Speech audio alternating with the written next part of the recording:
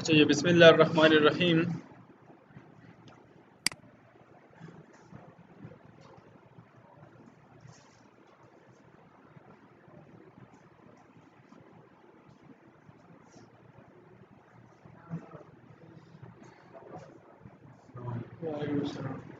Media types और media queries. Media types क्या होते हैं, मीडिया क्वेरीज क्या होते हैं?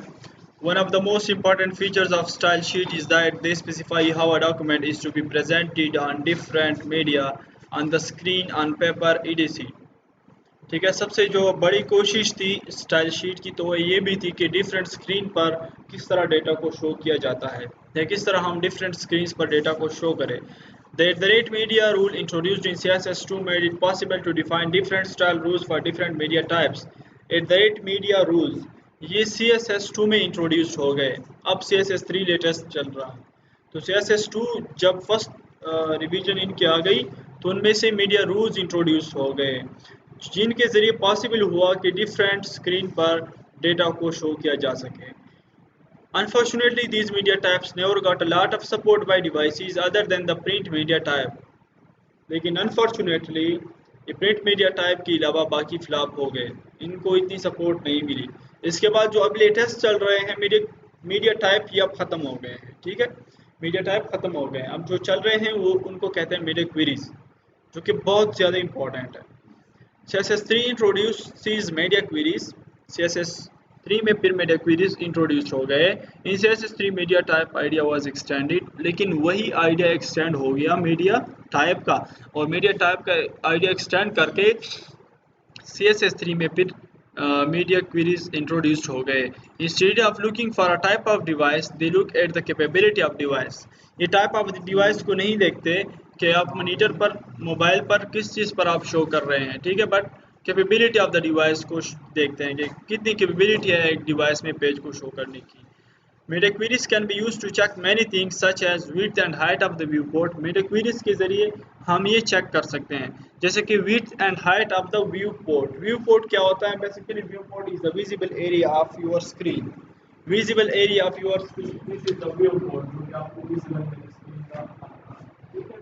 तो फॉर एग्जाम्पल एक वेब पेज में ये होता है कि मीडिया क्वेरीज के जरिए आप विड्थ एंड हाइट को चेक कर सकते हैं। इसके अलावा आप रिजोल्यूशन को चेक कर सकते हैं, ओरिएंटेशन को चेक कर सकते हैं। ठीक है, रिजोल्यूशन क्या होता है, ओरिएंटेशन क्या होता है? ओरिएंटेशन ये होता है कि मोबाइल जो आप मोबाइल को पकड़ते हैं, ठीक है, और रोटेट कर देते हैं, landscape mode and portrait mode. तो कभी कभी आप जो मोबाइल को देखो ये कर देते हैं तो उनका स्टाइल चेंज हो जाता है। ठीक है, जिस तरह के आप यहाँ से ऑन कर देते हैं पोर्ट्रेट, ऑटो रोटेट ऑन कर देते हैं तो ऑटोमेटिकली ये भी रोटेट हो जाता है। ठीक है, फॉर एग्जांपल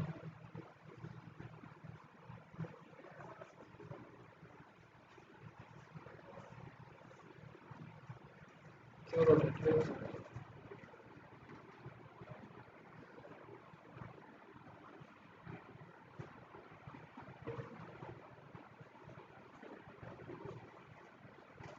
चलो एनीवे आपको पता है। ठीक है, तो ऑटो रोटेट हो जाता है, मतलब या तो पोर्ट्रेट मोड में होता है, ठीक है, और या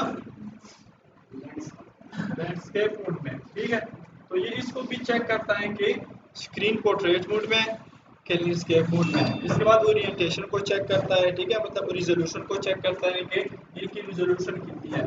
विड्थ एंड हाइट को चेक करता है कि इनकी विड्थ कितनी है, हाइट कितनी है। तो इसके बेस पे हम मीडिया क्वेरीज लिखते हैं। ठीक है, इसके बेस पे हम मीडिया क्वेरीज लिखते हैं। अच्छा, इसके अलावा मीडिया टाइप्स ये हैं ऑल प्रिंट स्पीच, जस्ट आपको ये नाम याद रखने चाहिए तो फिर भी ठीक है। ठीक, इसके बाद आप क्या कर सकते हैं, how to write media queries. अब मीडिया क्वेरीज को लिखते किस तरह है, आप लिखेंगे किस तरह? तो उनका जो साइंटेक्स है वो ये है कि आप एट द रेट लिखते हैं, एट द रेट मीडिया, इसके बाद आप स्क्रीन, क्योंकि हम स्क्रीन के लिए लिख रहे हैं, एंड यहाँ पे आप मिनिमम विड्थ या मैक्सिमम विड्थ की बात करते हैं। ठीक है, कि अगर मिनिमम विड्थ 480 पिक्सल है, ये मैं आपको बाद में बताऊंगा। तो डिफरेंट जो स्क्रीन्स है वो डिवाइड किए गए हैं। यूजली मोबाइल का जो स्क्रीन होता है वो 480 पिक्सल होता है। ठीक है, टैबलेट का जो होता है मोबाइल का तकरीबन 480 से 768 768 पिक्सल तक होता है। फिर टैबलेट का जो होता है विड्थ की बात कर रहे हैं, ठीक है, तो टैबलेट का तकरीबन 768 से बढ़कर 992 तक होता है, ठीक है। इसके बाद जो इस स्क्रीन का होता है, तो स्क्रीन का तकरीबन 1200 होता है, 1200 पिक्सल से जो यूवी डेस्कटॉप की स्क्रीन होता है, और 1200 या फिर लार्ज ये होता है, ठीक है। लार्ज का फिर 1200 पिक्सल से ज़्यादा होता है। ये डिटेल से आगे पढ़ रहे हैं। तो हम मोबाइल के लिए यूवी डिस्प्ले के लिए 480 पिक्सल लेते हैं, ठीक है, या 320 टू 480 पिक्सल। 320 से, क्योंकि 380 पिक्सल से कम स्क्रीन नहीं आता, ठीक है, बहुत कम आते हैं, या तो आते भी नहीं बिल्कुल। तो ये स्क्रीन जो होते हैं यूवी ये तकरीबन 320 रेंज से 480 पिक्सल रेंज तक उनकी जो विड्थ है वो होती है। तो अपने इसके लिहाज से फिर उनके लिए डिज़ाइन करना है। अगर आप जो हमने जो पेज बनाया, तो अगर आप वो पेज इस पर डिस्प्ले कर रहे हैं, आपने फॉर एग्जांपल मार्जिन एक टेक्स्ट को अपने सेंटर पर शो करना है, तो आपने तो इसमें किया है कोडिंग, तो टेक्स्ट को सेंटर पर शो करने के लिए आपने मार्जिन 500 या 600 पिक्सल दिया है, और यहाँ पे टोटल उनका जो स्क्रीन है वो है 320 टू 480 पिक्सल। तो उनमें जो टेक्स्ट शो होगा तो वो इसमें से इस तरह कर करके स्क्रॉल करेंगे और वहाँ पे शो होगा, तो उनका सब डिज़ाइन जो है वो ख़राब आएगा। दैट्स वाई हम इसके लिए अलग सा डिज़ाइन लिखेंगे, टैबलेट के लिए अलग सा लिखेंगे, डेस्कटॉप के लिए अलग सा लिखेंगे, ठीक है। मतलब एक डिवीजन के लिए फिर आपने 3-4 बार कोड लिखना होगा उनको रिस्पॉन्सिव बनाने के लिए। लेकिन डोंट वरी, बूटस्ट्रैप ने ये प्रॉब्लम आपके लिए ऑटोमेटिकली सॉल्व की है, आप एक बार भी नहीं लिखेंगे, ठीक। अच्छा, लेकिन अगर आप कस्टम CSS एंड HTML का मिडी क्वेरीज लिख रहे हैं कस्टम, आप बूटस्ट्रैप नहीं यूज़ कर रहे हैं, कि मैं बूटस्ट्रैप यूज़ नहीं कर रहा हूँ, तो इसके लिए आप इस तरह करेंगे कि एक डिवीजन के लिए आप 3-4 बार कोडिंग करेंगे। जिस तरह कि फॉर एग्जांपल कल हमने एक सेक्शन के लिए, फॉर एग्जांपल लेफ़्ट के लिए जो हमने डिज़ाइन किया था, या राइट के लिए या सेंटर के लिए, तो आप ये लेफ़्ट का डिज़ाइन एक बार नॉर्मल PC के लिए करेंगे, फिर लेफ़्ट का डिज़ाइन आप टैबलेट के लिए करेंगे, और फिर लेफ़्ट का डिज़ाइन आप मोबाइल के लिए भी करेंगे, क्योंकि मोबाइल पर आप सब चीज़ों को कम करेंगे, उनका अलाइनमेंट हर एक चीज़ आप चेंज करेंगे। तो आइए मैं आपको एक झलक दिखा देता हूँ कि आपने मेरे क्वेरीज को किस तरह ही यूज़ करना है। अच्छा, एक बार देखो बॉडी पर हम अप्लाई कर रहे हैं, तो बॉडी के लिए जनरली हम बैकग्राउंड कलर ले रहे हैं रेड। इसके बाद हम कह रहे हैं कि media screen and maximum width 480 pixel पर जब पहुंच जाए तो बॉडी का बैकग्राउंड कलर करो ग्रीन।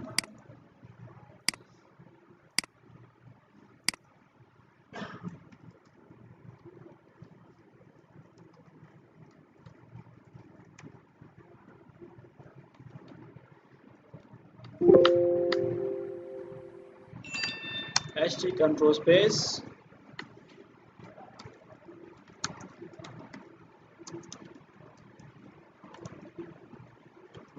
Made query concept.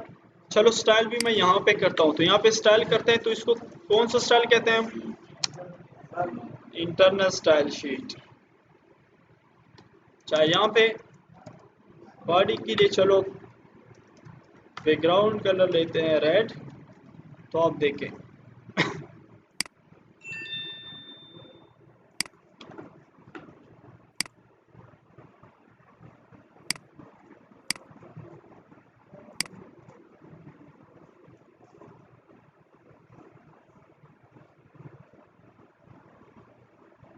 ये है, ठीक है। लेकिन देखो ये तो बैकग्राउंड कलर है, ठीक है, लेकिन इस पे कुछ फ़र्क नहीं पड़ रहा। अच्छा, अब हम ये कह रहे हैं कि जब ये इस तरह की विड्थ पर पहुंच जाए, ठीक है, मोबाइल की स्क्रीन पर जब ये पहुंच जाए, तो फिर क्या करना है? तो फिर उनका जो कलर है बैकग्राउंड का वो आपने ग्रीन करना है।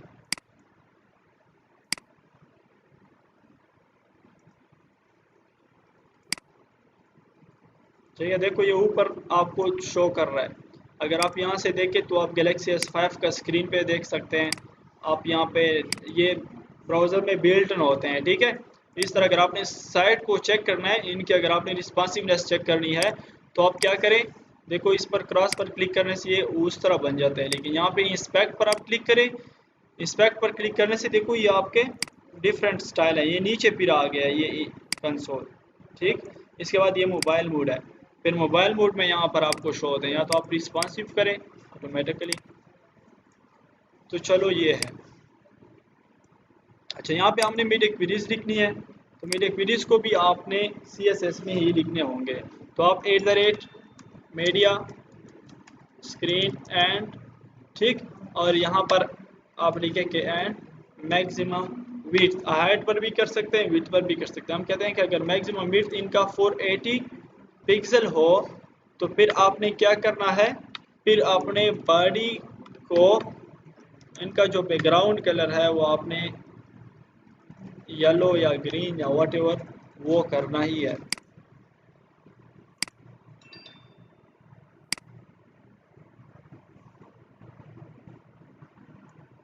Control F5।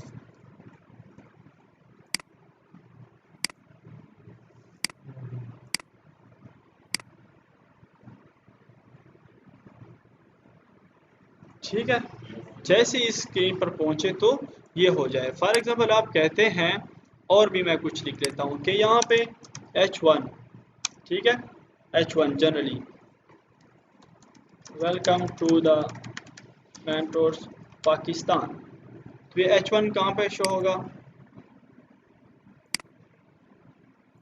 ये तो ऑटोमेटिकली, फॉर एग्जांपल यहाँ पे अब मैं पैडिंग दे रहा हूँ, ठीक, इस H1 को यहाँ पे मैं पैडिंग दे रहा हूँ।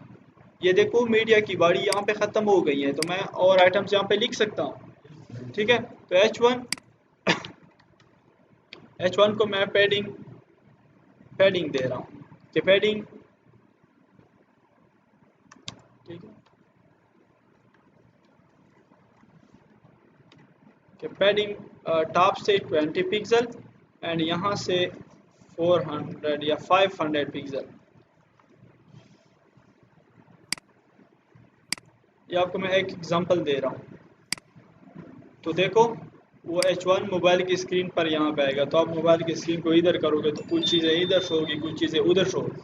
अब इसको आपने किस तरह रिस्पॉन्सिव बनाना है, यहाँ पे तो ठीक है, तो इसको आपने यूँ रिस्पॉन्सिव बनाना है कि यहाँ पे आपने H1 के लिए मेरे क्वेरीज को लिखना होगा। आप यहाँ पे डायरेक्टली स्टार्ट करें @media screen and maximum weight 480 करते हैं, 320 पे करते हैं, जो जितना भी आप साइज देते हैं तो वो इस साइज पे पहुंच के वही इफेक्ट उन पर अप्लाई हो जाएंगे या वही एक्शन उन पर अप्लाई हो जाएंगे। 480 पिक्सल, ठीक है, और 480 पिक्सल यहाँ पे मेरे स्क्रीन वेरी गुड। यहाँ पे आप सेलेक्टर किस पर अप्लाई कर रहे हैं, H1 पर। तो H1 पर जब आप अप्लाई कर रहे हैं तो हम कहते हैं कि उनका जो पैडिंग है, पैडिंग, ठीक है, तो मोबाइल स्क्रीन के लिहाज से उनका फॉर एग्जांपल 5 पिक्सल टॉप से आए, ठीक है, और 5 पिक्सल जो है वो लेफ्ट से आए, ठीक है। इसके अलावा उनका जो कलर है वो हो रेड, वो कलर भी उनका रेड हो जाए, जिस तरह की हम होर के लिए लिखते थे या उस तरह ही आपने फिर लिखने होंगे। ठीक है, ये देखो यूँ आ गया। अब आप, ठीक है, वो देखो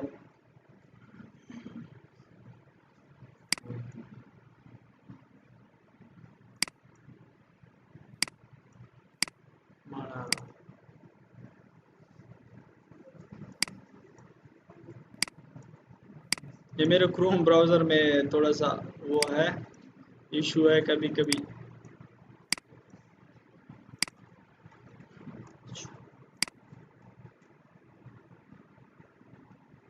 ठीक,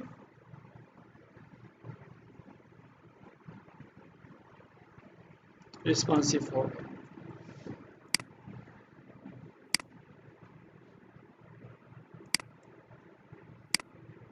लेकिन देखो ये बाय डिफ़ॉल्ट यहाँ पे था, ठीक है। इसी तरह आप यहाँ पे देखो ये 480 पिक्सल पे पहुँचेगा तो उनका बैकग्राउंड कलर चेंज हो गया, उनका जो है H1 के लिए कलर भी चेंज हो गया। आप अगर देखो यहाँ पे देते हैं कि 5 पिक्सल नहीं आप 10 पिक्सल जाए। इसके अलावा फंट साइज़ भी आपने कम करना है, क्योंकि इस वो तो उसके लिए था, अब मोबाइल के लिए फंट साइज़ कम होता है, तो आप कहें कि यार फंट साइज़ आपने 12 पिक्सल होना है। इसके बाद अब इनको सेट करेंगे आप, ठीक है, आप खुद सेट करेंगे कि थोड़ा और भी इस साइड पर हो जाए।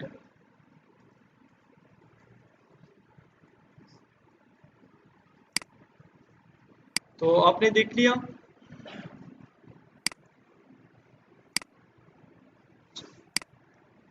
इनका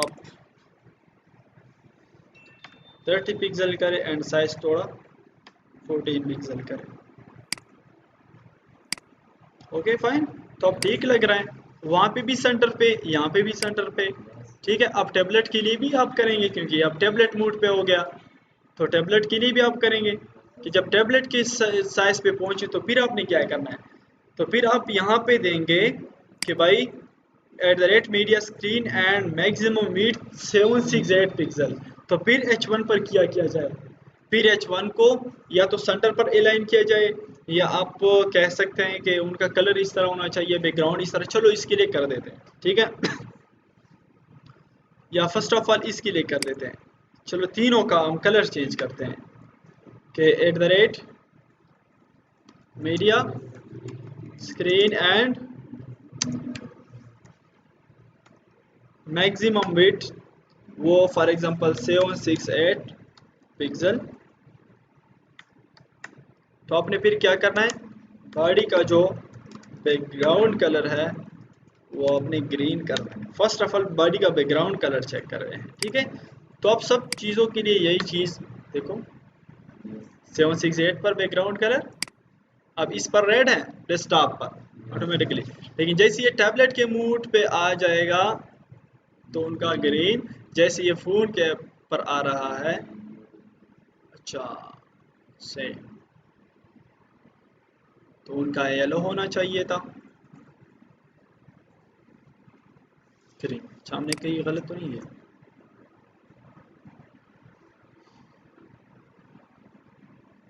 अच्छा अच्छा अच्छा। Maximum weight colour red, colour yellow,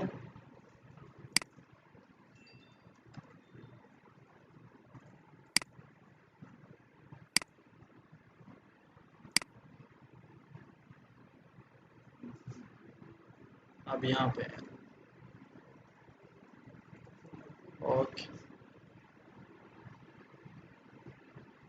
ठीक, टेक्स्ट चेंज हो रहा है लेकिन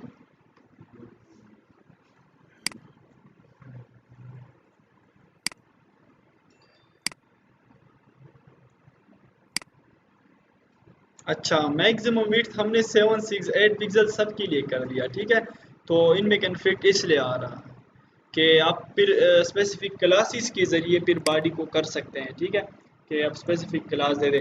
बेसिकली ये है ना कि इनके लिए अब हमने कहा कि मैक्सिमम विड्थ, तो सब के लिए मैक्सिमम, यहाँ से यहाँ तक मैक्सिमम विड्थ हमने दे दिया, तो मोबाइल पर भी अप्लाई हो गया, उस पर भी अप्लाई हो गया। तो इसके लिए फिर आप मिनिमम भी लिखेंगे, ठीक है, मिनिमम वेट भी आप लिखेंगे इसके लिए कि जब इनका मिनिमम वेट इतना है तो फिर बॉडी का ये हो जाए, और मैक्सिमम भी आप लिखेंगे। तो बड़ा वो लंबी छोटी कहानी है, जब आप स्टार्ट में ये सीख जाएंगे बेसिक जो है। लेकिन अब आप H1 को देंगे, ठीक है। H1 के लिए मैं कर देता हूँ कि एंड स्क्रीन 780 पिक्सल। तो आप क्या करें, H1 के साथ भी प्रॉब्लम होगी, पैडिंग या टेक्स्ट लाइन,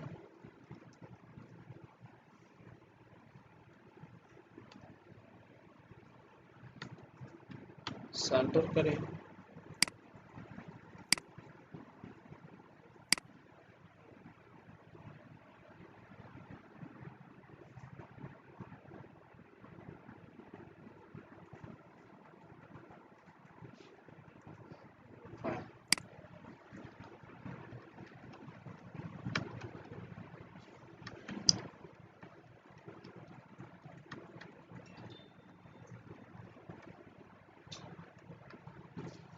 एक मिनट,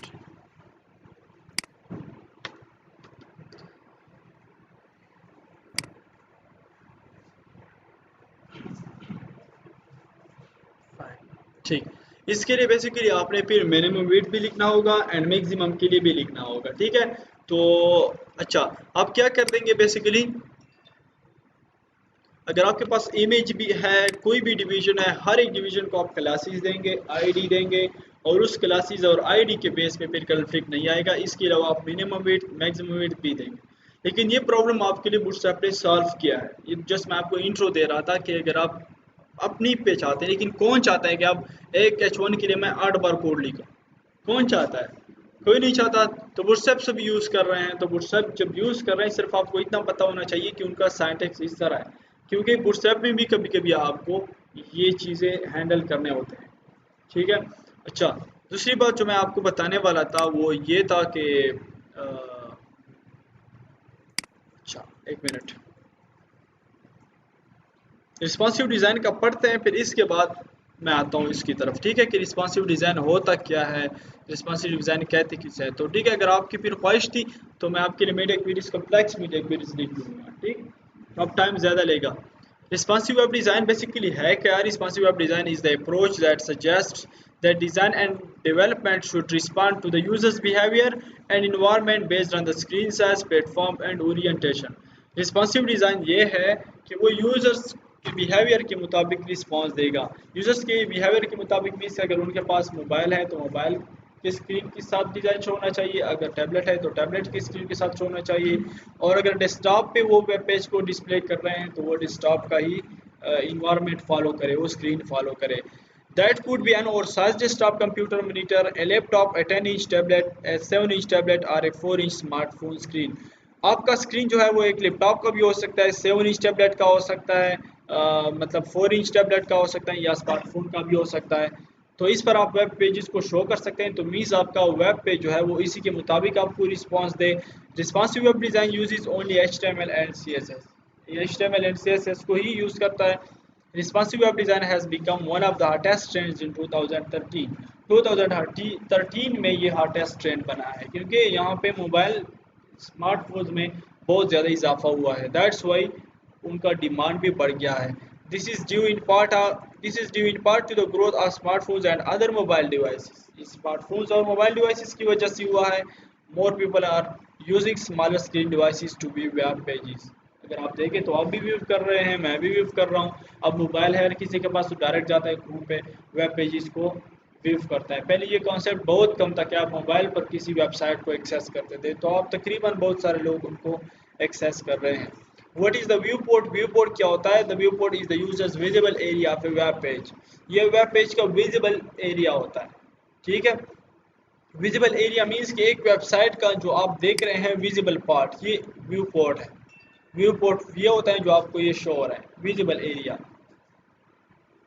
अच्छा, the viewport varies with the device and will be smaller on a mobile phone than on a computer screen. viewport जो है, जो विजिबल पार्ट है, तो वो मोबाइल पे कम होता है जबकि लैपटॉप की स्क्रीन पर ज़्यादा होता है विजिबल एरिया। अगर एक वेबसाइट है तो उनका विजिबल एरिया लैपटॉप पे ज़्यादा होता है जबकि मोबाइल पे कम होता है। Before tablets and mobile phones, web pages were designed only for computer screens, and it was common for web pages to have a static design and a fixed size. Smartphone से पहले जब हम pages को बनाते थे तो fix size के बनाते थे, मतलब फिक्स हम पेडिंग देते थे, मार्जिन देते थे, क्योंकि सभी लोग डेस्कटॉप पर व्यू करते थे तो वहाँ पे डिज़ाइन में कुछ फ़र्क नहीं आता था। जैसे ही 2013 के बाद या 2010 के बाद ये ट्रेंड ज़्यादा हो गया कि लोगों ने मोबाइल पे वेबसाइट को व्यू करना शुरू कर दिया, तो ये बात फिर आ गई कि भाई इसके लिए भी तो कुछ सोल्यूशन चाहिए। क्योंकि पहले फिक्स साइज होते थे एक वेब पेजेस के और स्टैटिक डिज़ाइन होते थे। बेसिकली बहुत सारे वेबसाइट्स जो थे वो स्टैटिक थे। स्टैटिक मीन्स कि उनमें से यूज़र इंटरेक्शन नहीं थे, डेटाबेसेस नहीं थे, जस्ट बस वो इमेजेस और कुछ टेक्स्ट वगैरह प्रेजेंट होता था और बाकी कुछ नहीं। A viewport controls how a web page is displayed on a mobile device. View page ये कंट्रोल करता है कि मोबाइल या वेब पेज को किस तरह मोबाइल डिवाइसेस पर हम शो करें। Without a viewport, mobile devices will render the page at a typical desktop screen width. Basically हम viewport का एक टेक है वो हेड सेक्शन में लिखते हैं, सेक्शन में लिख के तो फिर ये viewport के ज़रिए स्क्रीन को फॉलो करता है। ठीक है, ये डिज़ाइन जो है वो स्क्रीन को फॉलो करता है और स्क्रीन जितना भी उन्हें मिलता है तो उन्हीं हिसाब से वो डिस्प्ले होता है। अच्छा, without a view port mobile devices will render the page at a typical desktop screen width. अगर व्यू पोर्ट हमारे पास ना हो तो मोबाइल डिवाइसेस में भी वेब पेजेस उस तरह शो होंगे जिस तरह के डेस्कटॉप में शो होते हैं। अगर एक H1 है वो 500 पिक्सल मार्जिन है या पैडिंग है, तो वो मोबाइल डिवाइस पर अगर आप डिस्प्ले कर रहे हैं तो वो मोबाइल डिवाइसेस पर उसी तरह डिस्प्ले होगा जिस तरह पे डेस्कटॉप पे डिस्प्ले हो रहा है। To use the viewport, you should include the following meta viewport element in all your web pages. viewport को यूज़ करने के लिए आप मेटा टैग, ये जो मेटा टैग है इसको आप मस्ट हैव पोर्शन में इंक्लूड करेंगे। ठीक है, मेटा टैग्स क्या होता है? Meta tags gives instruction to the browser that how to control the dimensions and scaling of the page. View port ये ब्राउज़र को बताता है कि किस तरह आपने एक वेब पेज के डायमेंशंस को, ठीक है, एक्स एंड वाई को, हाइट एंड विड्थ को किस तरह कंट्रोल करना है और पेज को किस तरह स्केल करना है, किस तरह आपने पेज को स्केल करना है। और व्यू कोड अगर आप देखें तो मेटा टैग है। मेटा टैग स्टार्ट होता है यहाँ पे नेम में हम वैल्यू देते हैं व्यू कोड की, कंटेंट में फिर देते हैं कि width equal to device width, means कि आप डिवाइस का विड्थ फॉलो करें। इसके अलावा initial scale equal to 1.0। Initial scale क्या होता है? Sets the initial zoom level when the page is first loaded by the browser. यहाँ पे जूम लेवल हम सेट करते हैं कि जैसे ही ब्राउज़र में फर्स्ट वेब पेज शो हो जाए तो उनको जूम लेवल कितना होना चाहिए। जिस तरह के आप मैप का सिटी वाइज शो होता है पिशावर, फिर आप जूम कर देते हैं तो स्ट्रीट शो हो जाता है, तो बेसिकली एक वेब पेज का जूम लेवल कितना होना चाहिए? तो नॉर्मल ये 1.0 होता है। And width equal to device width का क्या मतलब है? It sets the width of the device to follow the screen width of the device. कि अब डिवाइस का जो स्क्रीन है, फॉर एग्जांपल ये मेरा एक मोबाइल डिवाइस है, तो इनका जो स्क्रीन है तो इस स्क्रीन को फॉलो करें, इस स्क्रीन को फॉलो करें और इसमें से वो चीज़ें शो करें। अच्छा जी, what is a grid view? Grid view क्या है? Basically many web pages are based on a grid view. Bootstrap, आपका जो बूटस्ट्रैप है, डिफरेंट सीएमएस सिस्टम्स जो है, ठीक है, सीएमएस सिस्टम मीन जिस तरह के वर्डप्रेस है, तो वर्डप्रेस, बूटस्ट्रैप, ये चीज़ें सभी ग्रिड व्यू पे ही काम करते हैं। ग्रिड व्यू में बेसिकली क्या होता है कि इनमें से 12 रोज होते हैं, इनमें से कॉलम्स और रोज होते हैं, कॉलम्स और रोज होते हैं। इस स्क्रीन को हमने स्क्रीन को डिवाइड किया गया है 12 कॉलम्स में, 12 कॉलम्स में, ठीक है, स्क्रीन को 12 कॉलम्स में डिवाइड किया है। फॉर एग्जांपल 1 2 3 4 5 6 7 8 9 10 11 इसमें डिवाइड किया गया है और इसमें से डिफरेंट रोज है। फॉर एग्जांपल अगर आपने एक चीज, ये एक रो, फॉर एग्जांपल ये दूसरी रो, ये तीसरी रो, कंसेप्ट है एक, ठीक है। तो ये रो कुछ नहीं, कॉलम कुछ नहीं, जस्ट इज अ कॉन्सेप्ट। तो एक चीज फॉर एग्जांपल आपने यहाँ पे शो करना है, यहाँ पे, और आपने इतनी एरिया में शो करना है, उसके लिए आप कितने रोज, कितने कॉलम से अलॉट करते हैं? 1 2 3 4। तो मतलब 4 कॉलम्स में आप इसको डिस्प्ले कर रहे हैं और यहाँ पे डिस्प्ले कर रहे हैं, तो मार्जिन, विड्थ वगैरह खत्म, पैडिंग सब कुछ खत्म। बस जस्ट आपने इसको समझना है कि अगर फॉर एग्जांपल आप इसको एक इमेज है तो उसको साइड पर शो करना है, या 3 डिवीजन है, 3 डिवीजन, तो 3 डिवीजन को आपने शो करना है। जिस तरह के कल मैंने असाइनमेंट दी, एक डिवीजन को आपने यहाँ पे शो करना है, यस, 1 2 3 3 कॉलम्स में भी आप ले सकते हैं, 4 कॉलम्स में भी आप ले सकते हैं, ठीक है। फॉर एग्जांपल ये यहाँ पे 1 2 3 एंड 1 2 3, मतलब इनको भी 3 कॉलम्स में ले लें, इनको भी 3 कॉलम्स में ले लें, इनको भी 3 कॉलम्स में ले लें, तो 3 3 3 9 1 2 3 ये है। मतलब स्टार्ट में से कुछ जगह रह जाएगी, ये चीज हो जाएगी। फिर अगर आपने इस तरह करना है कि आपने 4 4 कॉलम्स में लेने हैं तो 4 4 कॉलम्स भी ले सकते हैं। अब अगर आपने फॉर एग्जांपल आप 2 2 के भी ले सकते हैं, एक एक का भी ले सकते हैं। फॉर एग्जांपल अगर एक चीज, एक इमेज है, आपने एक इमेज को बड़ा लेना है तो इतने एरिया में आप ले रहे हैं, और एक टेक्स्ट को आप फॉर एग्जांपल एक सेक्शन ये हो गया, ये एक सेक्शन ये हो गया, 1 2 3 4 5 6, मतलब 6 में आप इसको ले रहे हैं, 6 में 2 में आप इसको ले रहे हैं, 2 में आप इसको ले रहे हैं, ठीक है, और 2 में आप इसको ले रहे हैं, 2 2 4 4 6 एंड 6, बस 12 कॉलम्स पूरे करने हैं, ठीक है। अब आप पे डिपेंड करता है कि आप कहाँ पे डिस्प्ले कर रहे हैं और कैसे डिस्प्ले कर रहे हैं, ठीक है। रोज एंड कॉलम्स का यही कांसेप्ट है, ठीक। तो मतलब अगर कल जो मैंने आपको असाइनमेंट दी थी जिनमें से आइकन्स थे, तो उसके लिए कांसेप्ट आप ये यूज करेंगे कि आप एक रो ले लें, it's a concept just like a division, एक रो ले ले, रो के अंदर आप क्या लेंगे, कॉलम्स लेंगे। तो कॉलम्स आप जितने कॉलम्स होते हैं, फॉर एग्जांपल इस सेक्शन के लिए आप ले लेंगे डिवीजन, डिवीजन में से फिर आप कॉलम स्पेसिफाई करते हैं कि इसको 3 कॉलम मिले, इसको 3 कॉलम मिले, इसको 3 कॉलम मिले, और उस डिवीजन के अंदर आप जो चीज रखेंगे तो ऑटोमेटिकली वहां पे आएंगे। कमाल की बात है ना। आप देख ले। Introduction: The Twitter Bootstrap is one of the most popular front-end web development framework. Yes, वो इस ज़रूरत नहीं था। Introduction: The Twitter Bootstrap is one of the most popular front-end web development framework. Web development का ये सबसे popular framework है, बल्कि फ्रंट एंड का, फ्रंट एंड मीन्स के डिजाइनिंग के लिए जो यूज होता है वो फ्रेमवर्क, ये सबसे पॉपुलर फ्रेमवर्क है Bootstrap. That was created by Mark Otto and Jacob Thornton a Twitter. ये ट्विटर तो आप जानते हैं, ट्विटर का एक प्रोडक्ट है बूटस्ट्रैप, और इन बंदों ने डेवलप किया है and released as an open source product in August 2011 on GitHub. GitHub की बात फिर से आ गई, किस किसने गिटहब को ट्राई किया है? वेरी गुड, जिसने ट्राई किया है उन्होंने बस अच्छा किया है, ठीक है। क्योंकि गिटहब पे देखो बूटस्ट्रैप सब प्रोडक्ट्स यहाँ पे पड़े होते हैं। तो 2011 में ये गिटहब पर as an open source release हुआ। ओपन सोर्स मीन्स कि उनको हर कोई यूज कर सकता है। The Bootstrap framework is for web designers and developers that makes the website development process quite easier, reduce the development time and it is powerful. ये framework designer के लिए भी है, डेवलपर्स के लिए भी है, जिन जो टाइम बचाता है आपका, इजी है डेवलपमेंट, और इसके अलावा पावरफुल है। ठीक है, इजी भी है, पावरफुल भी है, टाइम भी कम लेता है। अगर एक बटन आप फॉर एग्जांपल 10 मिनट में बनाते हैं तो वो बटन आप विद 30 सेकेंड बनाते हैं। ठीक है, और उनका एक मॉडर्न डिज़ाइन है, एक स्टैंडर्ड डिज़ाइन है, बिकॉज ये वर्ल्ड वाइड डेवलपर्स ने बनाया है और एक वर्ल्ड वाइड स्टैंडर्ड है। तो जब आप एक स्टैंडर्ड को फॉलो करते हैं वो, और जब आप अपनी तरफ से कोई डिज़ाइन बनाते हैं वो, तो वो मैच नहीं होते। जब उन्होंने बनाया है तो एक स्टैंडर्ड बनाया है और सही तरीके से बनाया है, तो अगर आप ये यूज़ करते हैं तो फिर बहुत अच्छा होता है। Bootstrap is the most popular and powerful front-end HTML, CSS and JS framework for faster and easier responsive web development.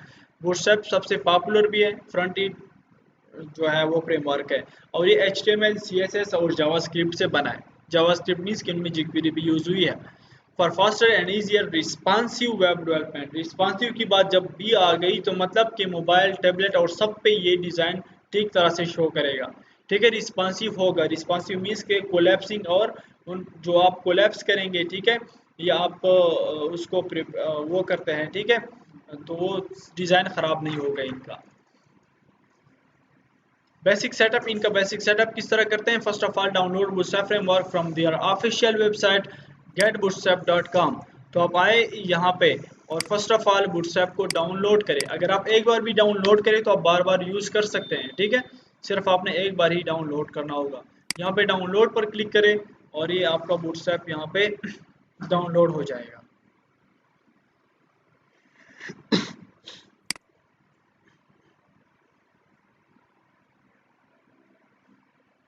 देखो ये आपका बूटस्ट्रैप डाउनलोड हो गया।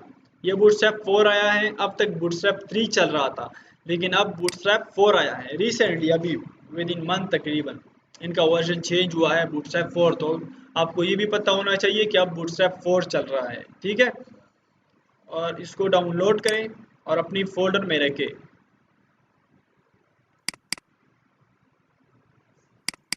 फाइव टू सिक्स में 15 नंबर फोल्डर में यहाँ पे मैंने इनको डाउनलोड कर दिया। अच्छा, और इसको आप एक्सट्रैक्ट करें, ठीक है, लेकिन इनमें से JS और CSS के फोल्डर्स आ गए, ठीक। अच्छा, बेसिकली आप इनको एक फ़ोल्डर में बंद करें। पहले तो डायरेक्टली वो उसमें आता था, फ़ोल्डर में आता था, बूटस्ट्रैप फ़ोल्डर के अंदर ये फाइल्स आते थे, ठीक है। ये JS और CSS ये आप इस फोल्डर के अंदर रखें। पहले तो ये बूटस्ट्रैप फ़ोल्डर के अंदर आते थे, अब ये इनका बीटा वर्जन आया है तो इसमें से 2 फाइल्स डायरेक्टली डाउनलोड हो गए। पहले डायरेक्टली बूटस्ट्रैप की फ़ोल्डर जिस तरह है तो इसके अंदर ये CSS और JS के फाइल्स आते थे। तो अगर आप देखें तो बूटस्ट्रैप के फोल्डर में CSS और JS और फंड्स की भी आते थे, लेकिन अब यहाँ पे फंड्स भी मेरे ख्याल में इंक्लूड नहीं किया गया। ठीक, फंड्स भी नहीं है इसमें। या इसको एक मैं न्यू फोल्डर में चलो चेक करता हूँ कि क्या होता है। एक्सट्रैक्ट है, हाँ ठीक है, फंड्स भी निकाल दिए गए हैं, पता नहीं उन्होंने क्या चेंजेस किए हैं इसमें। अच्छा ठीक, वेरी गुड। इसके अलावा आप फिर क्या करें, अगर आप देखें तो सी एस एस फोल्डर के अंदर bootstrap dot C S S और ये फाइल्स होंगे, जेएस फोल्डर के अंदर ये होंगे, फंड्स के अंदर ये होंगे। यहाँ पे आप अगर देखें तो bootstrap फोल्डर के अंदर सी एस एस है और सी एस एस के अंदर bootstrap dot C S S, bootstrap dot minimum dot C S S, ये ठीक, ये फाइल है। इसी तरह अगर आप जेएस फोल्डर के अंदर देखें, जेएस मीन्स जावास्क्रिप्ट, ठीक है, जैसे हमने पढ़ा कि bootstrap is the combination of HTML CSS and JS, ठीक है। तो आप यहाँ पे देखिए bootstrap.js, तो आपने दो फाइल्स को कनेक्ट करना होगा, एक इस js फाइल को कनेक्ट करना होगा जो कि js फोल्डर के अंदर bootstrap.js है, इनमें से एक फाइल कनेक्ट करना होगा, या bootstrap.minimum.js या bootstrap.js, एक ही बात है दोनों की, ठीक है, लेकिन इनकी सिर्फ साइज कम है, बात सिर्फ ये है, ठीक है, बाकी कोई बात नहीं है। इसके अलावा आप यहाँ पर CSS के अंदर bootstrap.css या bootstrap.minimum.css ये लिंक करेंगे, फाइन। अच्छा, किस तरह लिंक करते हैं आगे पढ़ते हैं। नाउ डाउनलोड jQuery, आप jQuery को भी डाउनलोड करोगे बिकॉज jQuery भी bootstrap के साथ ही यूज होती है। तो आप आए, ये jQuery का साइट है, यहाँ पे कंट्रोल V करें और jQuery को डाउनलोड करें, jQuery.com/download, और यहाँ पे देखो download the compress production, download the uncompress development jQuery, ठीक है, या download the map file jQuery, download the तो मतलब मैं ये डाउनलोड कर रहा हूँ, ठीक, ये भी आप डाउनलोड कर देंगे और अपने फोल्डर में रख देंगे, ठीक।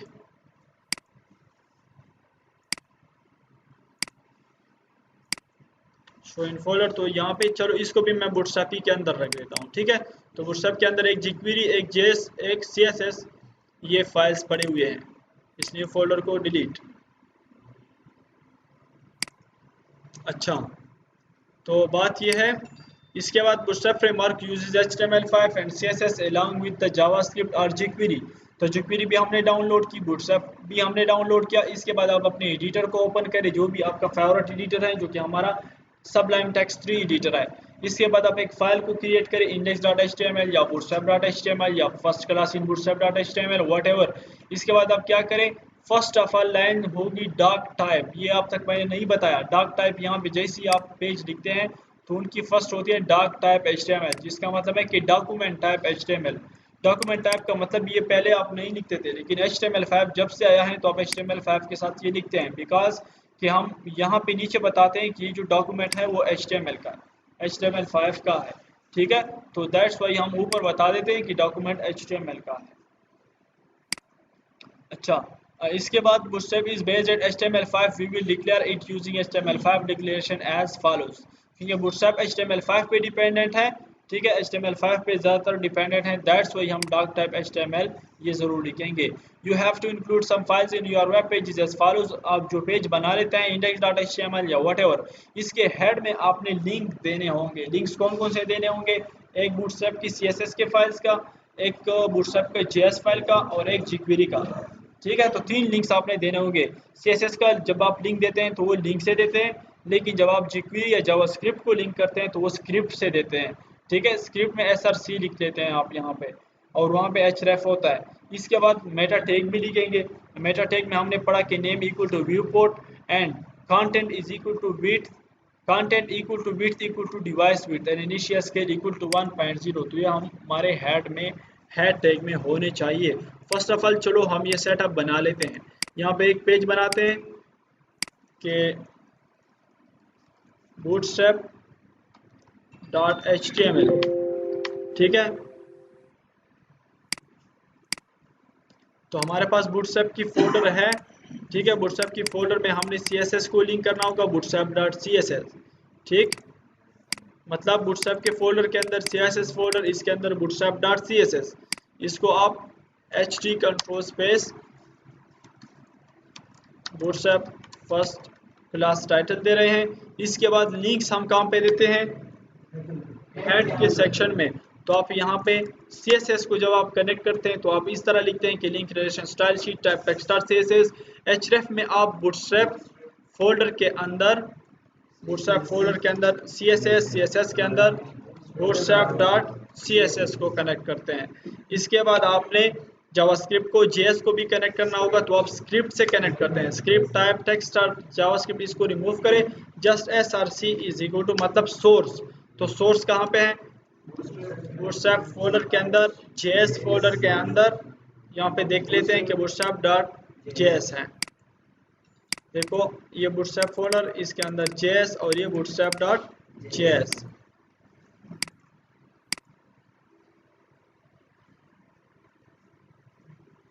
फाइन।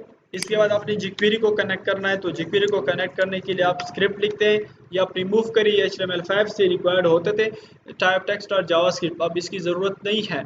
यहाँ पे src इक्वल टू आप बूटस्ट्रैप फोल्डर के अंदर, उसको भी हमने बूटस्ट्रैप फोल्डर के अंदर रखा है। बूटस्ट्रैप फोल्डर के अंदर आप देखें, ये बूटस्ट्रैप फोल्डर के अंदर ये jQuery भी आपने कनेक्ट करनी है। तो आप आए और इस jQuery को भी कनेक्ट करें। तो आई थिंक आपका बूटस्ट्रैप कनेक्ट हो गया है। ठीक है, चलो और भी आइडिया मैं आपको क्लियर करके दे देता हूँ बूटस्ट्रैप ग्रिड सिस्टम का। जैसे मैंने यहाँ पे एक्सप्लेन किया grid system, Bootstrap includes a responsive mobile first fluid grid system that appropriately scales up to 12 columns. 12 columns grid में होते हैं, मींस एक रो में 12 कॉलम्स होते हैं। ठीक है, as the device of viewport size increases it includes predefined classes for easily out options। Basically ये होता है कि बूटस्ट्रैप में जो कमाल है वो ये है, ये जो कमाल है वो ये है। आप सोच रहे होंगे कि ये डिजाइन कैसे होता है, बूटस्ट्रैप में जो है वो ये है। फॉर एग्जांपल आपने एक वो बनाना है, एक बटन बना दिए, तो ये जो CSS फाइल्स हमने इंक्लूड किए, ये जो जावास्क्रिप्ट हमने इंक्लूड किया और ये जो jQuery हमने इंक्लूड किया, तो इनमें से फॉर एग्जांपल अगर एक बटन मैंने लेनी है, तो बटन के लिए फॉर एग्जांपल 7 बटन है हमारे पास तकरीबन, तो उन 7 बटन्स के लिए यहाँ पे डिज़ाइन हुई है। जब डिज़ाइन करते हैं तो हम यूजली क्लासेस के नाम देते हैं, क्लासेस के नाम देते हैं ना, तो यहाँ पे इन क्लासेस के लिए डिज़ाइन हुई है। जैसे हम बटन का टैग लेते हैं और बटन के टैग के अंदर हम देते हैं कि क्लास, और यहाँ पे कोई क्लास का नाम देते हैं, तो हमारे पास रेडीमेड एक बटन आ जाती है। तो बटन कहाँ से आती है? वो बटन यहाँ से CSS से आती है, क्योंकि बूटस्ट्रैप वालों ने ऑटोमेटिकली उनके लिए कोड किया है। इसके अलावा ये ऑटोमेटिकली रिस्पॉन्सिव होते हैं। रिस्पॉन्सिव क्यों होते हैं? बिकॉज ये कॉलम्स, ये जो कॉलम और रोज पे आप काम करते हैं, तो उन्होंने इसके लिए भी एक स्टैंडर्ड वे डिफाइन किया है और उन्होंने ये मीडिया क्वेरीज ऑलरेडी लिखे हैं। ये सब स्क्रीन के लिए, हर एक H1 के लिए, इमेज के लिए, हर एक चीज़ के लिए उन्होंने मीडिया क्वेरीज ऑलरेडी लिखे हैं, जो कि HTML, CSS, JS और jQuery में है। ठीक है, तो आपको ये चीज़ों की जरूरत नहीं है, जस्ट हम रोज एंड कॉलम्स के कॉन्सेप्ट पे काम करेंगे। अच्छा जी, हमारे पास 12 कॉलम्स है, 1 2 3 4 5 6 7 8 9 10 11 12। ठीक है, तो अगर आपने एक चीज़ को यहाँ पे डिस्प्ले करना है कि इतना ही एरिया वो पकड़ ले, तो आप 4 कॉलम्स का एरिया उनको अलॉट करें। अगर आप चाहते हैं कि इक्वल इक्वल इक्वल 3 आइकन्स आए, तो उनको 3 डिवीजन ले ले और 3 डिवीजन को कॉलम 4 4 दे दे। लेकिन अगर आप कहते हैं कि यार एक डिवीजन को मैंने स्मॉल शो करना है और एक को ज़्यादा शो करना है, ठीक है, तो उनको 3 दे दे, इनको 9 दे दे, एक को 4 दे दे, एक को 8 दे दे, 6 दे सकते हैं, 12 भी दे सकते हैं किसी को, अगर आपने फुल शो करना है। अच्छा जी, तो अगर 12 कॉलम में लेना है तो 12 कॉलम, मतलब अगर एक चीज़ को आपने फुल रो में लेना है, जिस तरह के इमेज को हम ले देते हैं फुल, तो आप उनके लिए 12 कॉलम स्पेसिफाई करें और उनको बस उसमें से पुट करें। ठीक है, इस तरह अगर आपने दो दो सेक्शन लेने हैं तो 6 इसको दे दे, 6 उसको दे दे, और ये आप डिविजन्स को देंगे। अब जब हम करेंगे तो आपको पता चल जाएगा, ठीक है, कि बेसिकली क्या होता है। इस तरह फिर कॉलम होते हैं, कॉलम एमडी मीन्स के मीडियम, तो आप कॉलम एमडी, इस तरह जब आप कॉलम स्पेसिफाई करते हैं तो इस फॉर्मेट में लिखेंगे, ये क्लास का नाम है डार, ठीक है, तो मतलब आप क्लास में देंगे कि class equal to column dash MD dash 8, मतलब अगर आप 8 कॉलम्स किसी को स्पेसिफाई कर रहे हैं तो इस तरह देंगे। इस तरह एमडी मीन्स मीडियम डिवाइसेस के लिए, बाकी कॉन्सेप्ट वही है। अगर 8 लेने हैं तो इस तरह column dash MD dash 8, column dash MD dash 4 medium devices के लिए। मीडियम डिवाइसेस कौन से होते हैं? अच्छा, ये भी बता रहा हूँ अब। एक्सेस यूज होती हैं एक्स्ट्रा स्मॉल डिवाइसेस के लिए, जो कि मोबाइल फोन्स है। मीडियम डिवाइसेस में हमारे पास टैबलेट आते हैं, ठीक है। इसी तरह इसका भी आइडिया सेम है, लेकिन अगर एक्स्ट्रा स्मॉल डिवाइसेस के लिए अगर आपने लेने तो आप एक्सेस लिखते हैं, इसी तरह आप एसएम स्मॉल डिवाइसेस के लिए लिखते हैं, ठीक है। बाकी कॉन्सेप्ट सेम ही है, ठीक है। देखो अगर आपने एक चीज़ इस तरह डिवीजन में कन्वर्ट करना है, तो अगर आपने column SM12, SM equal to 12 मतलब स्मॉल डिवाइसेस के लिए 12, स्मॉल डिवाइसेस के लिए 6, इसमें समझ जाएगी आपको। अच्छा, अब यहाँ पे देखिए इस ग्राफ को, एक्स्ट्रा स्मॉल डिवाइसेस फोन्स का जो विड्थ होता है वो लेस देन 768 पिक्सल होता है, 768 पिक्सल से कम होता है। हॉरिजॉन्टल ऑल टाइम्स, और ये हमेशा हॉरिजॉन्टल होते हैं, हॉरिजॉन्टल मींस इस साइड से होते हैं, ठीक है, नीचे फ्लॉप नहीं आते। स्मॉल डिवाइसेस मतलब टैबलेट्स, तकरीबन टैबलेट्स को हम स्मॉल डिवाइसेस कहते हैं, तो उनका जो विड्थ होता है वो ग्रेटर और इक्वल देन 768 पिक्सल होता है, ठीक है। दैट्स वाई हमारे पास वहाँ पे बैकग्राउंड भी वो आ रहा था, ठीक है, क्योंकि हमने 768 पिक्सल लिया था, ठीक है। तो 768 पिक्सल यूजली होते हैं स्मॉल डिवाइसेस के, ठीक है। तो उनका स्क्रीन स्मॉल डिवाइसेस है और इनके लिए एक ही था, और हम समझ रहे थे कि ये टैबलेट का स्क्रीन है, लेकिन बेसिकली वो टैबलेट का स्क्रीन नहीं था, वो भी मोबाइल ही का स्क्रीन था, ठीक है। अच्छा, मीडियम डिवाइसेस में यूजली डेस्कटॉप आते हैं जिनका विड्थ होता है ग्रेटर दैन 992 पिक्सल, और लार्ज डिवाइसेस में भी डेस्कटॉप आते हैं जो कि बड़े डेस्कटॉप होते हैं, तो उनका ग्रेटर और इक्वल दैन 1200 पिक्सल होता है, ठीक है।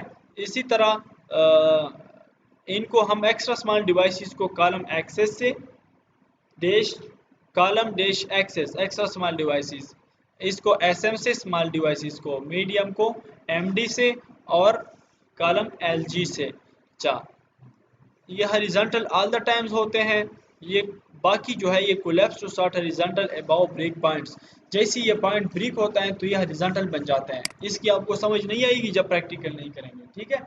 सिर्फ इतना याद रखें कि जो स्मॉल डिवाइसेस में आते हैं वो फ़ोन आते हैं, मतलब एक्स्ट्रा स्मॉल डिवाइसेस में, और उनका जो विड्थ होता है वो लेस देन 768 पिक्सल होता है। स्मॉल डिवाइसेस में भी टैबलेट्स आते हैं, उनका विड्थ 768 पिक्सल से ज़्यादा होता है।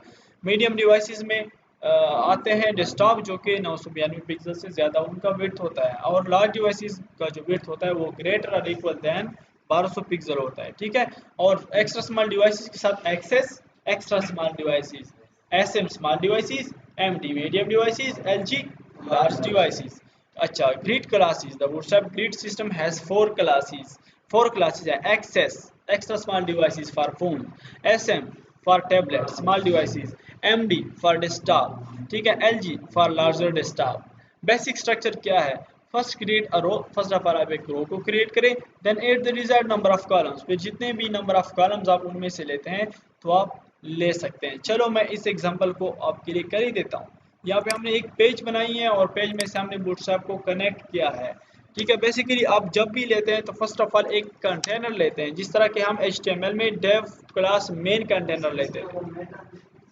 यस एग्जैक्टली, वो मेटा हम भूल गए हैं, तो आप यहाँ पर वो मेटा भी लिखेंगे, ठीक है। Meta name equal to viewport, content is equal to width is equal to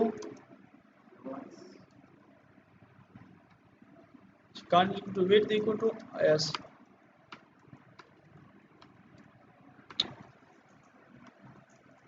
device width।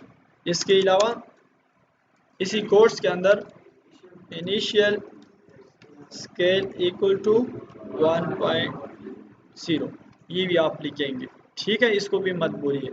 तो हम यहाँ पे एक डिवीजन ले लेते हैं डेव, डिवीजन को हम क्लास देते हैं कंटेनर, ये ऑटोमेटिकली समझ जाएगा WhatsApp के कंटेनर, जिस तरह के हम डेव क्लास मेन कंटेनर या उसमें बंद कर देते हैं मेन डिवीजन, ठीक है, जो कुछ कॉन्सेप्ट नहीं था लेकिन बेसिकली हम सब कुछ को एक में बंद कर देते थे डिवीजन में, तो अब उनको क्लास कंटेनर में बंद करें, इसके अंदर एक रो ले लें, ठीक है।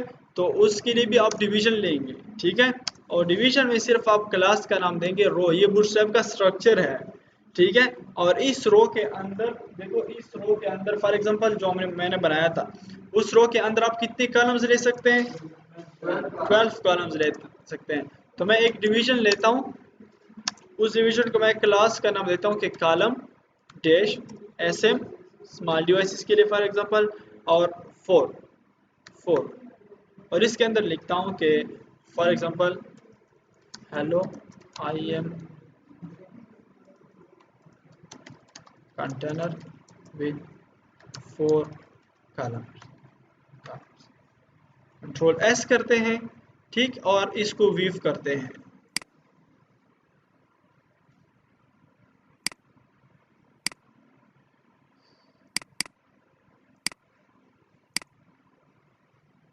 कि ऑटोमेटिकली यहाँ पे शो हो रहा है। मैंने कब कहा था कि आप यहाँ पे शो हो जाए।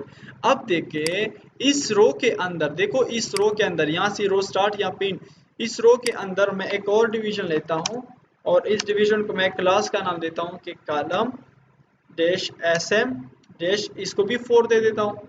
यहाँ पे कह देता हूँ कि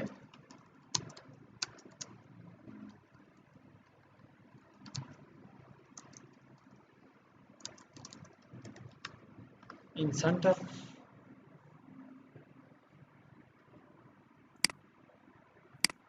तो ये भी ऑटोमेटिकली इनके साथ ही आ रहा है। ये भी 4 ऑक्यूपाई कर रहे हैं, ये भी 4 ऑक्यूपाई कर रहे हैं, और ना मैंने मार्जिन दिया है, ना मैंने पैडिंग दिया है, ना मैंने कुछ दिया है, ना मैंने कुछ दिया। अब अगर इसके अंदर आप इमेज भी लेंगे तो इमेज भी एक साथ इस तरह आएंगे। इस डिवीजन के अंदर आप जो कुछ भी लेंगे तो ये इसी 4 डिवीजन जितना भी एरिया स्पेसिफाई है इनके लिए, तो इसी एरिया के अंदर बाहर नहीं जाएंगे, नीचे आएंगे बट बाहर नहीं जाएंगे। ठीक है, इसके अलावा एक और डिवीजन लेते हैं, डिवीजन को क्लास का नाम देते हैं कि कॉलम,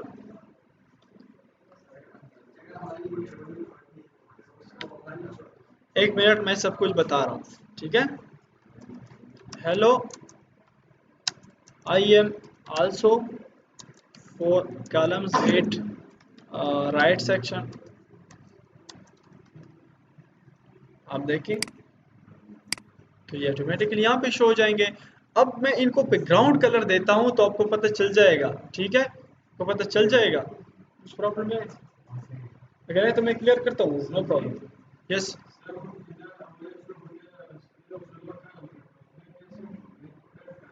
संगे शो गई जताला शोकोम बैकग्राउंड कलर ऊपर ब्या खबरेगा। यहाँ पे देखिए इसको मैं बैकग्राउंड कलर देता हूँ ताकि आपको डिवीजन क्लियर हो जाए, ठीक है। Background colour for example orange,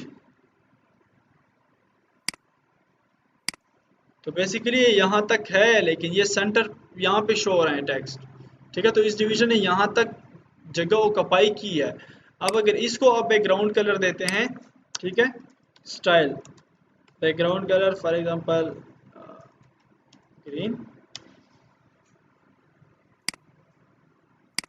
तो इसके साथ ही स्टार्ट हुआ है, ठीक है। लेकिन यहाँ तक ये 4 कॉलम्स यहाँ तक है, ठीक है, यहाँ तक एरिया स्पेसिफाई किया गया है इसके लिए। इसके बाद अगर इसके लिए मैं बैकग्राउंड कलर लूँ, आपको सब कुछ समझ आ जाएगा, एक minute. Background colour for example red, तो इनके लिए ये। अब अगर आप चाहते हैं कि यार ये फुल आ जाए तो इनके लिए हमारे पास एक है, इस कंटेनर की जगह आप सिर्फ लिखे कंटेनर फ्लूइड। तो बेसिकली कंटेनर फ्लूइड जो है वो फुल कंटेनर होती है, और कंटेनर में थोड़ा इस साइड से स्पेस होता है, थोड़ा इस साइड से स्पेस होता है बाय डिफॉल्ट। लेकिन अगर आप एक चीज़ 100% चाहते हैं तो इस तरह हो जाता है। अब देखो आप इनकी रिस्पॉन्सिवनेस को देख के,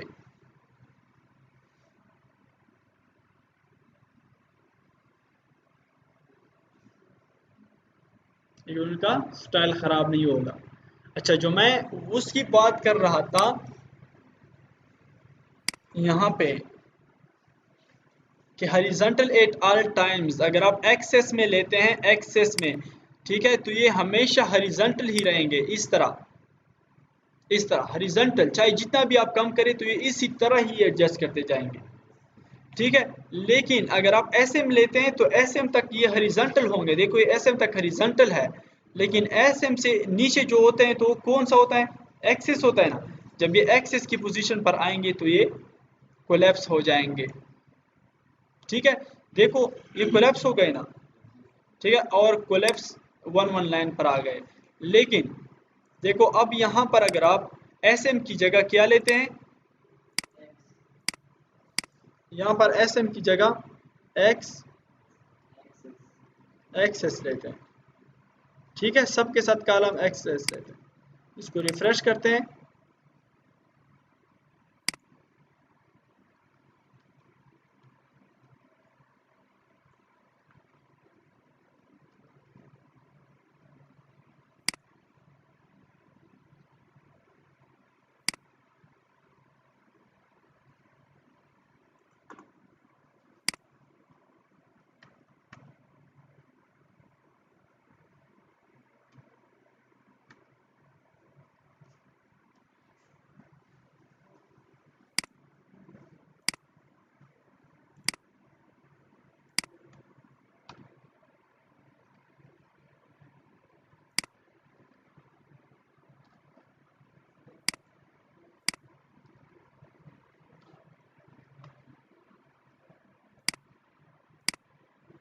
अब ये पता नहीं कि उनमें से न्यू रिवीजन आया है कि क्या हुआ है इसमें से, कि बूटस्ट्रैप 4 बीटा वर्जन फर्स्ट में यूज़ कर रहा हूँ। ठीक, इससे पहले हमने बूटस्ट्रैप 3 यूज़ किया है। चलो चेक करते हैं एक मिनट। इसके अलावा हम एमडी यूज़ करते हैं। Okay fine, 1 minute, MD use करते हैं।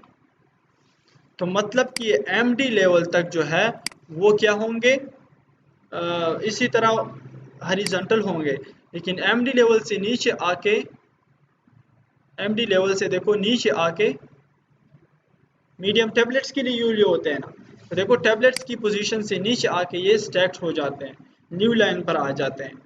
ठीक है, तो यही प्रॉब्लम है। इस तरह अगर आप फिर वो कर देते हैं, एलजी कर देते हैं, तो एलजी में फिर ये एलजी की पोजीशन से नीचे आके इसमें भी नहीं हो रहा, नो प्रॉब्लम। मैं आपको कॉन्सेप्ट बेसिकली इसका क्लियर कर रहा था, लेकिन ये आपको ऑटोमेटिक क्लियर हो जाएगा जब आप खुद उसको यूज़ करते हैं एक्सेस एस एम को कम्बिनेशन में बाद में। अब तक आप सिर्फ इतना ही याद रखें कि आप अगर एस एम देते हैं, एक्सेस देते हैं, एम डी देते हैं, एल जी देते हैं, जो भी आप देते हैं आप दे सकते हैं। ठीक है, जस्ट आपको ये समझ आनी चाहिए कि अब फॉर एग्जांपल इसके लिए अगर आपने स्पेसिफाई करना है 2 कॉलम्स, ठीक है, ये 12 कॉलम्स है एक रो में, तो अगर इसको आपने 2 कॉलम्स देने हैं, ठीक है, तो फर्स्ट को फॉर एग्जांपल आप दे सकते हैं, चलो मैं एस एम ले लेता हूँ, एस एम, इसको मैं 2 कॉलम्स दे देता हूँ और इसको मैं 6 कॉलम्स दे देता हूँ। तो मतलब 2 6 8 प्लस 4 12 बन गए ना। तो अब देखिए इसकी 2 की जगह रह गई। अब अगर आपका क्वेश्चन है कि इसमें से अगर टेक्स्ट ज़्यादा होता है तो फिर क्या हो जाएगा, कंट्रोल सी,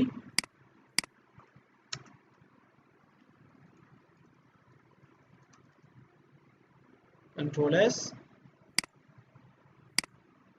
तो फिर ये हो जाएगा। लेकिन वो इस साइड पे नहीं आएगा, नीचे आएगा बट उस साइड पे नहीं आएगा। ठीक है, तो ये हो जाएगा, देखो इसी में ही खुद को एडजस्ट करेगा। अब ये सिलेक्ट हो गया, लेकिन उनका रिस्पॉन्सिवनेस ख़राब नहीं होगा। ठीक है, अच्छा, अब अगर आप इनको जितना भी असाइन करते हैं आप असाइन कर सकते हैं। तो मतलब आप जिस एरिया में जिस चीज़ को चाहते हैं तो आप फेडिंग और मार्जिन के बगैर उनको वहाँ पे ला सकते हैं। ठीक, फाइन है। अच्छा,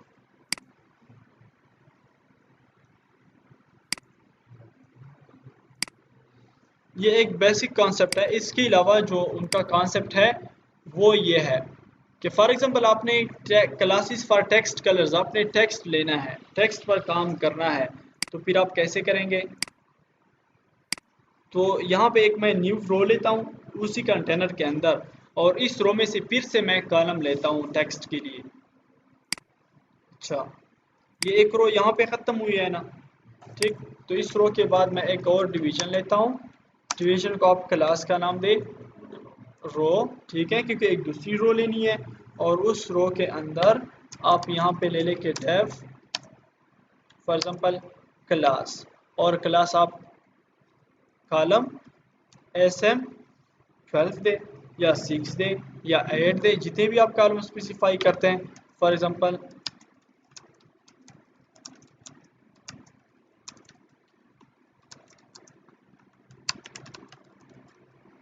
मोड फॉर द चेंज, इसमें से आप H1 भी ले सकते हैं।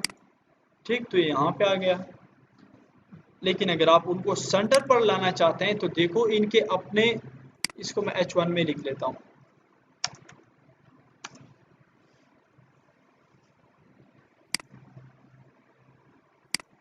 ठीक, AH1 में आ गया। इसके अलावा इसके बाद ब्रेक भी देता हूँ।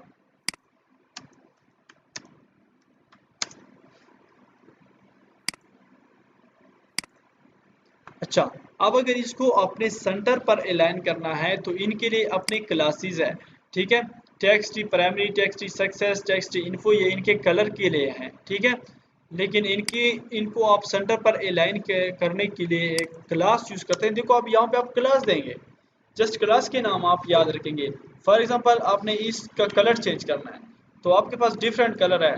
For example text danger, text danger आपका जो फर्स्ट कलर है वो देखो इनका कलर ऑटोमेटिकली चेंज हो गया ना, मैंने उनके लिए कलर स्पेसिफाई किया ना, स्टाइल दिया ना कुछ, जस्ट क्लास का नाम दिया कि टेक्स्ट डेंजर, मतलब टेक्स्ट डेंजर हो जाए। ठीक है, टेक्स्ट प्राइमरी, तो उनका कलर जो है वो यूं हो गया। ये प्रोफेशनल कलर है 7-8, ठीक है, जो कि वर्ल्ड वाइड स्टैंडर्ड फॉलो होता है। प्राइमरी के बाद आप देख सकते हैं डेंजर प्राइमरी इन्फो। ठीक है, इसके अलावा आप देख सकते हैं वार्निंग, ये कलर्स के नाम है। ठीक है, तो इस तरह ऑटोमेटिकली आपके पास आएंगे ये। लेकिन अगर आपने इनको सेंटर पर अलाइन करना है तो आप यहाँ से स्पेस दें। जिस तरह कल किसी ने पूछा था कि 2 क्लासेस के नाम दे सकते हैं, तो देखो यहाँ पे एक क्लास, एक मतलब आपने इनका कलर चेंज किया, एक आप इस टेक्स्ट को अलाइन करना चाहते हैं, फॉर एग्जांपल टेक्स्ट सेंटर, ये इनके अपने प्री डिफाइंड क्लासेस है। इस तरह आप नहीं कर सकते कि अपनी तरफ से कोई नाम दे दे। तो ये सेंटर पर अलाइन हो गया। अब इसको रिस्पॉन्स देखो, ये खुद रिस्पॉन्सिव होगा, ये ऑटोमेटिकली आएगा। अब ना मुझे मीडिया क्वेरीज लिखने की ज़रूरत है, ना किसी चीज़ की, ना किसी चीज़ की। जितना भी स्क्रीन साइज होगा इतना ही वो खुद को एडजस्ट करेगा। समझ गए? ग्रेट है। इसके अलावा देखो ये टेक्स्ट पे आपके ये कलर्स हैं, टेक्स्ट मोटी, text primary, text success, text info, text warning, text danger. अब अगर आपने बैकग्राउंड चेंज करना है किसी डिवीजन का या किसी टेक्स्ट का, तो उनके लिए सिर्फ बीजी प्राइमरी, बीजी डेंजर, बीजी वार्निंग, बीजी इन्फो, ये कलर्स है, सिर्फ बीजी मतलब बैकग्राउंड। तो अगर आपने इसका बैकग्राउंड भी चेंज करना है तो आप इस टेक्स्ट के लिए आप एक और क्लास भी यहाँ पे लिखे कि बीजी, फॉर एग्जांपल इन्फो। तो देखिए बीजी इन्फो हो गया। इस तरह अगर आप चाहते हैं कि बीजी डेंजर, बीजी डेंजर हो गया। ठीक, तो किसी देखो ये खूबसूरत कलर्स है और ये बहुत ही अच्छे लगते हैं। ठीक है, तो एक प्रोफेशनल वे है, ना आपका डिज़ाइन ख़राब होगा, ना कुछ होगा, ना कुछ होगा। ठीक, अच्छा, इसके अलावा चलो मैं आपको एक और चीज़ भी बता दूँ, खूबसूरत सी चीज़। आप कहते हैं कि यार ये जो है ये यहाँ पे आ गया, अब ये भी फुल आना चाहिए, तो इसको भी आप कौन से डिवीजन में बंद करें? कंटेनर फ्लूइड में। देखो यहाँ पे जिस तरह आपने इसको बंद किया है इसमें, तो आप इसको यहाँ पे बंद करें कि इनका खाता तमाम हो जाए यहाँ तक, और इनके लिए अलग सा कंटेनर फ्लूइड शुरू करें। ठीक है, फाइन।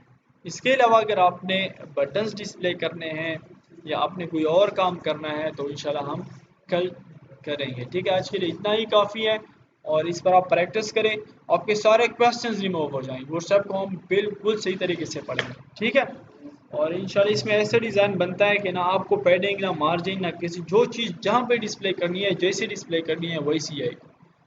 देखो अब आपका क्वेश्चन जो आप कह रहे हैं कि यार एक चीज़ वहाँ पे डिस्प्ले नहीं हो रही, एक चीज़ वहाँ पे डिस्प्ले नहीं हो रही, एक चीज़ वहाँ पे डिस्प्ले नहीं हो रही।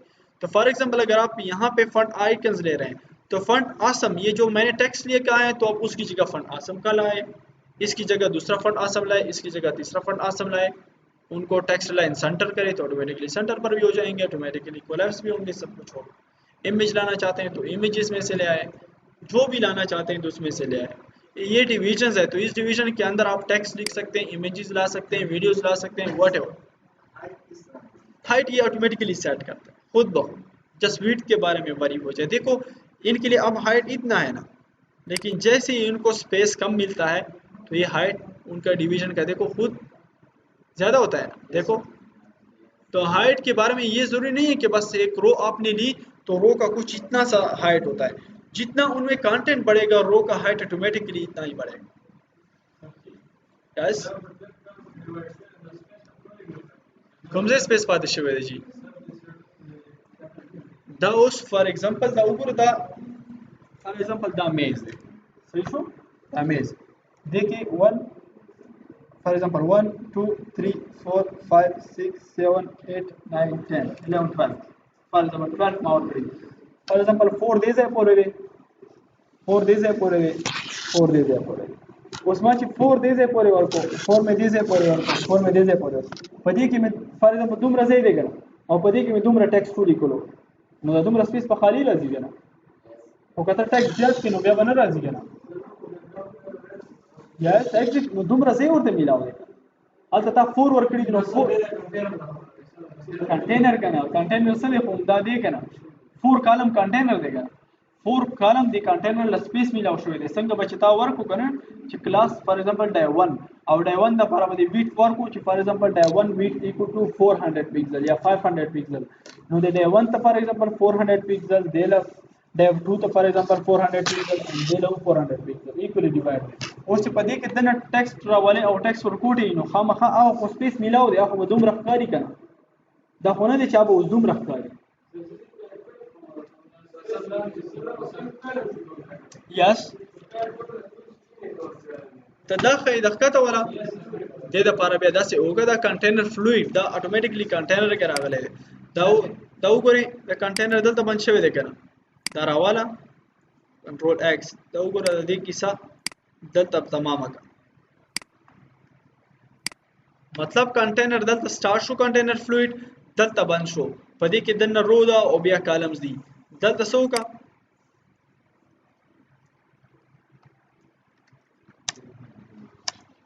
Def class container fluid start करा और पदी के दन रो और कॉलम्स वाला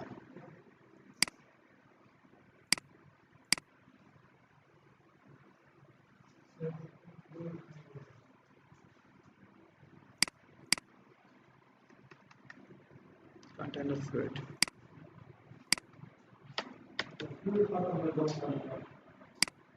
څنګه دا نه دا کنټینر او کنټینر فلوئډ کې فرق ته بیسیکلی دا مونږ د بیټا ورژن کې دی دا اوس کنټینر دا اور کوډ شو کنټینر فلوئډ فول دی بٹ هغه فول 100% دی آی ډونټ نو وای دا دلته راځي ځکه دا اوس بیټا ورژن مونږ یوز کوو مونږ چې کوم بوټ سټریپ راوړو دا بیټا ورژن دی اوکے زه تاسو لپاره راوړم هغه بوټ سټریپ 3 ها دا اوس ریلیز شوی دی 15-20 دینه کې یا میبي 1 منث کې نو د بیټا ورژن مینز چې هغه یا فول ډیولپمنٹ ورژن ته نه دی راغلی فول نه دی ریلیز شوی جست ټیسټینګ ورژن دی نو زه هغه درله راوړم د کې پی ایچ پی ټریننګ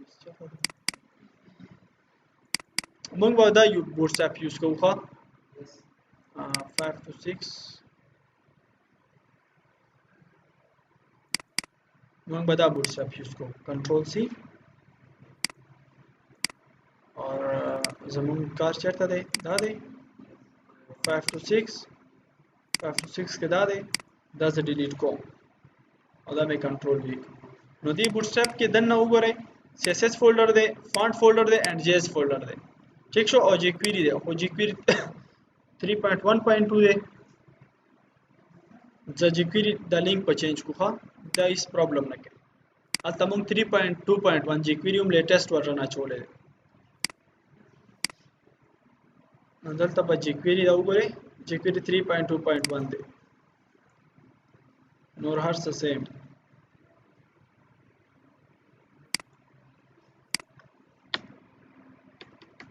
او ګوره کلر زوم چینج دی ښا په بیټا ورژن کې د ډینجر کلر دغه شان وی بي جی والا او مطلب په بوټ سټریپ 3 کې او په 4 کې دا شان راغلی دی کلر لګ ولته سکړه دی بیک گراوند بي جی نو د کې لګ لګ چینجز راغلي دي ښا هر ورځ راځي د سره بایټ اپ کېږي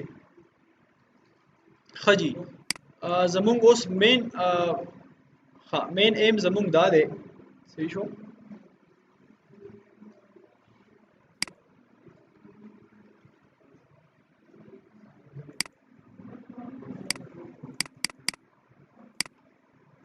ٹھیک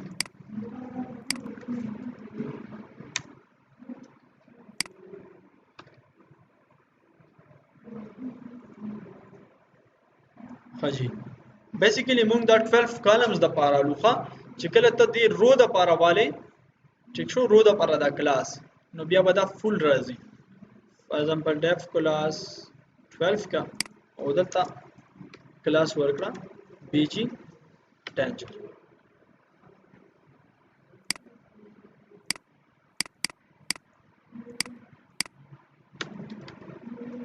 I don't know.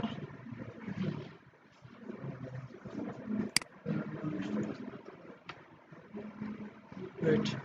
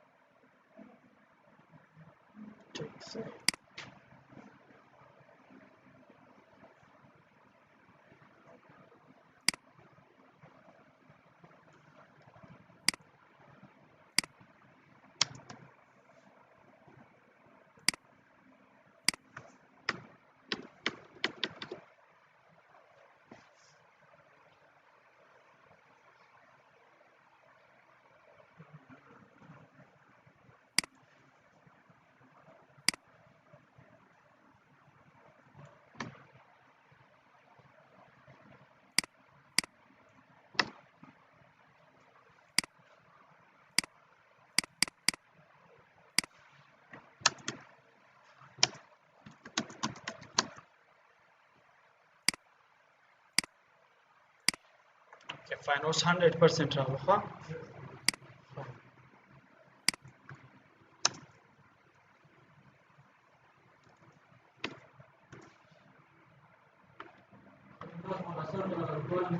یس ایگزیکټلی اوس درته وایم وګوره صحیح شو بیسیکلی دا کالم چې کله ته 12 والے نو دا خپل سپیس راځي بوتسترپ سټرکچر هم دا دی خو رو چې کله والے نو پورا رو راځي صحیح شو د پورا رو بیک گراوند بیا هم دا شان راځي نو اکی ځکه چې ته 12 کله والے 12 کالمز نو 12 کالمز په خپل راځي او چې زیات کالمز میس کې والے فار ایگزامپل دا 12 کالمز ته ډیوایډ کې 3 3 لا 4 4 لا نو بیا دې ناراضي ځکه چې کله هم مونږ 12 کالمز آلو 12 کالمز نو 12 کالمز مونږ فول آلو فول مطلب دا چې مونږ یو سیز د پاره آلو او هغه سیز د پاره یو ویلی مونږ ورل ورکو اپ سنټر کې هغه سیز مونږ راوستو ورو فار ایگزامپل دا ته یو ټیکسټ دی زه تاسو له پرون اسایمنټ تاسو خایم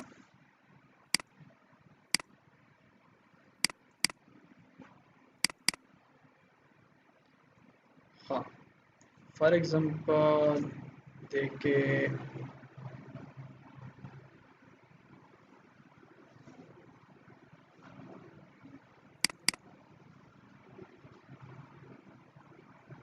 دا وګوره اور سرویسز نو مونږ دا کار وکړو اور سرویسز د لپاره مونږ رو والو او پرو کې مونږ 12 کالمز والو او دا ټیکس لاین سنټر نو دې کې مونږ ته دا ضرورت نه وی چې یار دی فول یا کاته یا کم صحیح البته دا وګوره دا اوسو کالمز دي 1 2 3 4 4 ډیویژن دي او 4 لای 3 3 کالمز ور کړی دي او ډیویژن دی پاکه بند کړی دي نو پاهه کې برازي دا ٹھیک شو او زه فرست کلاس له دومره نه ایکسپلین کوم دا نیکسټ کلاسز کې بس تاسو هر څه کلیر شي ٹھیک دا موږ کمپلیکس یو پروجیکټ شان به هم پکې کوو او د ډېر پارټس پاتې دي هر ورځ به دا چیزونه ریپیټ کیږي فرست کلاس کې صرف دومره کانسپټ گئی کې چې د کې کلاس وي او د لبا کلاس ورکې ٹھیک شو نور به ان شاء الله وشي هر څه اوکے